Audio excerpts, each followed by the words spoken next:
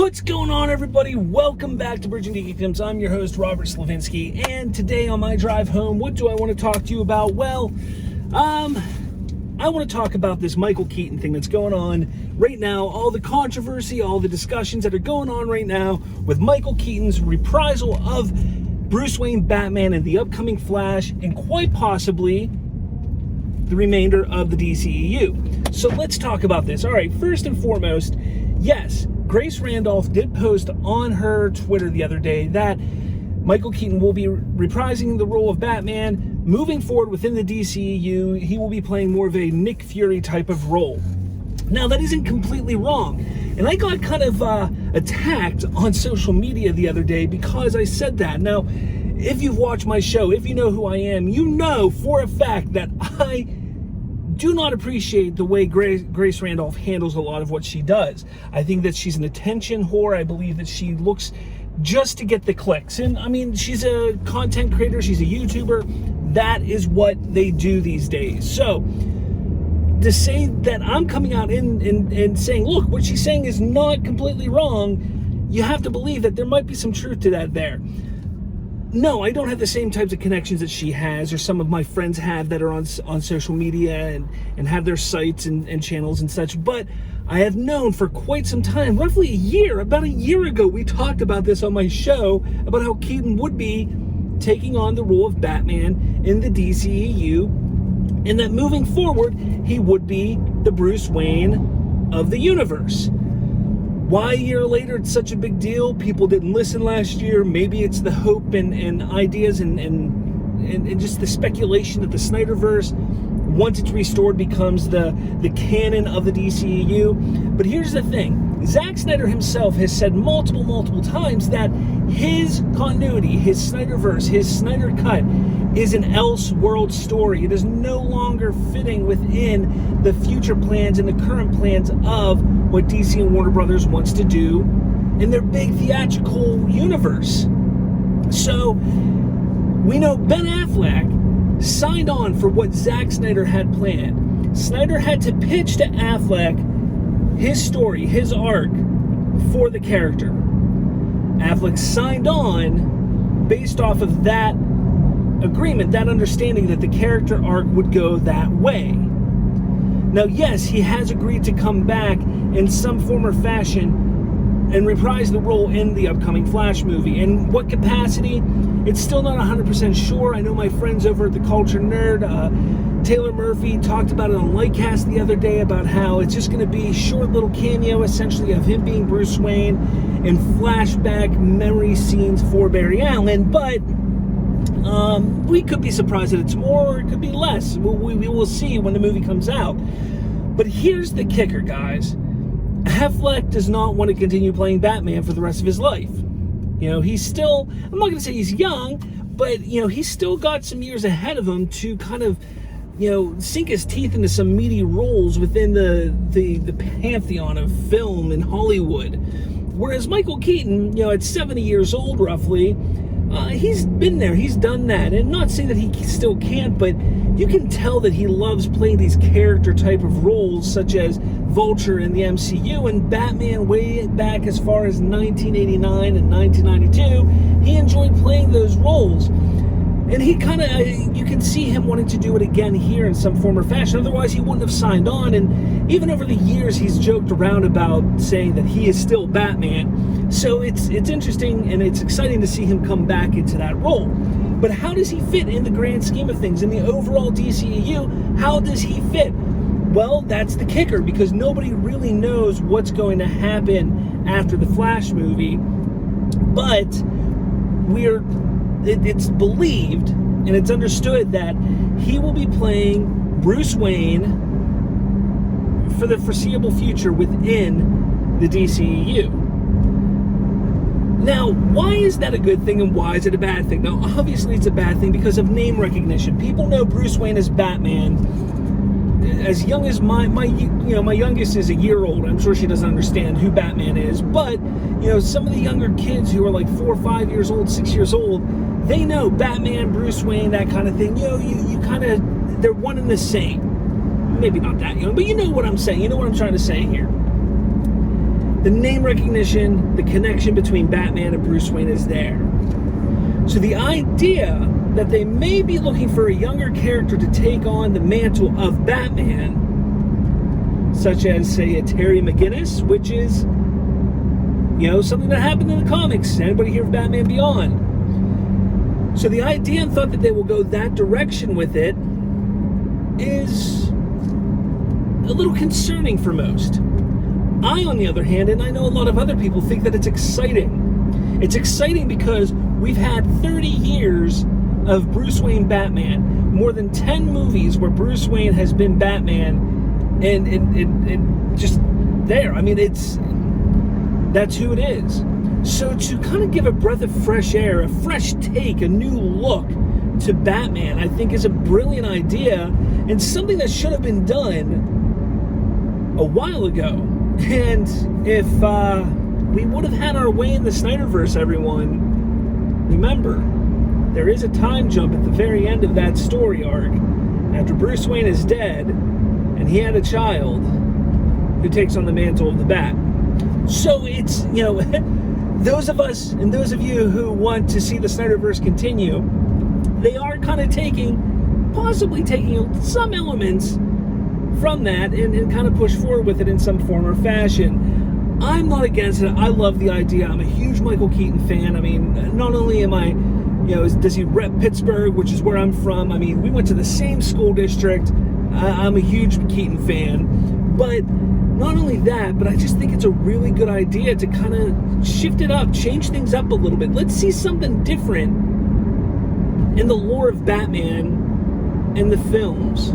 Like, why not? We got Robert Pattinson being Bruce Wayne over here. We could still get Ben Affleck being Batman over here on HBO Max. So, to sit there and act like this is such a bad thing, it really isn't. Let's talk about this though. How do they make this happen? Well, for the last year or so, I've been hearing a lot of rumors of how, there's been talk that Affleck is going to be killed in this. There's been talks that it's all about reestablishing the DCEU moving forward. And if you've watched my show, anytime I talk about this Flash movie, what is the thing I say the most? This movie is not a reboot. This is not rebooting the DCEU. It is reestablishing what the DCEU is moving forward. Yes, they're going to be taking Flashpoint instances, the inspiration from the Flashpoint storyline and making it fit into the grander scheme of things when it comes to the DCEU. There will be tweaks made to the DCEU. My buddies over at the Culture Nerd and Lightcast the other day had an amazing discussion about this and how some of these tweaks are going to happen. I encourage you all to go check out that video, but a few of the highlights here would be such as showing us in a form or fashion what the continuity of the DCEU is, such as Man of Steel, Wonder Woman 84, Birds of Prey, The Suicide Squad, Black Adam, Shazam, that kind of stuff. We're going to realize that, hey, that is what the continuity is moving forward within the DCEU. And what the hell, why not? It's nice to finally get this clarification that we've all been wanting for so long. But here's the number one thing I want to tell you guys, all right? This Flash movie, you're all going to sit there and bash on it. You're all going to hate on it. But the success or failure of this movie does not greenlight or halt any movement on restoring the Snyderverse. Let me repeat that. The success or failure of the Flash movie will not decide the fate of the Snyderverse. I know a lot of people are saying that.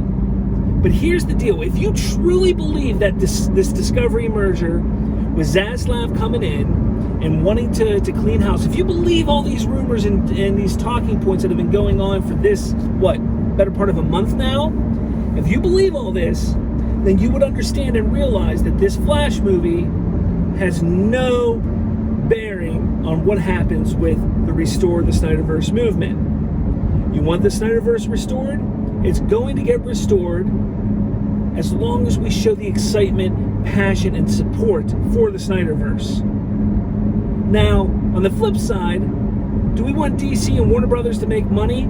Yeah. Now, why do we want that to happen? Because when Discovery sees that, hey, this DC property can make money, and if we just tweak it a little bit and really put our full support behind it, it can make some money. There's nothing in this Flash movie so far that we've seen in the behind-the-scenes footage or casting or anything that makes me believe that this is going to be a shit movie. To the contrary, I think this is going to be a fantastic film, especially because there's still a lot of cameos and a lot of surprises that we have yet to hear about or learn about when it comes to this movie. So guys, Keaton becoming Batman in the DCU, and I'm not even saying Batman. Let me take that back. Michael Keaton being the DCU Bruce Wayne is actually a really cool thing. To see someone like him, to see I won't say the original, but maybe the fan favorite Batman come back and reprise the role of Bruce Wayne, of that character, moving forward for maybe the next 5 to 10 years. We'll see. Maybe he can fit in about 4 or 5 movies in that time. Small roles, what have you. It's a really cool concept and idea, especially when we know that Affleck didn't want to do it. Affleck wanted to do his own thing over here with Zack Snyder. It didn't happen. It may happen, but at this point in time, it wasn't happening. So he said, yeah, I'll come in to make the transition smoother, to make it easier. That's why he did some rewrites, and that's why he did what he did with the script, and that's why he signed on. So let me know your thoughts down below. What do you think of this Flash movie? Do you think this is going to be the be-all, end-all for the Snyderverse, if its success or fails? Look, what are your thoughts? Because, when I'm on Twitter, when I'm on Facebook, it just seems like people want to bash this movie, and the filmmaker hasn't even finished the job yet. He hasn't even gotten to show his product as he intends it to be, and people are just bashing it nonstop. I just think it's ridiculous.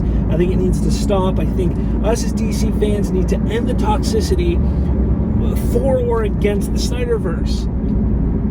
It's getting almost as bad as Star Wars toxicity.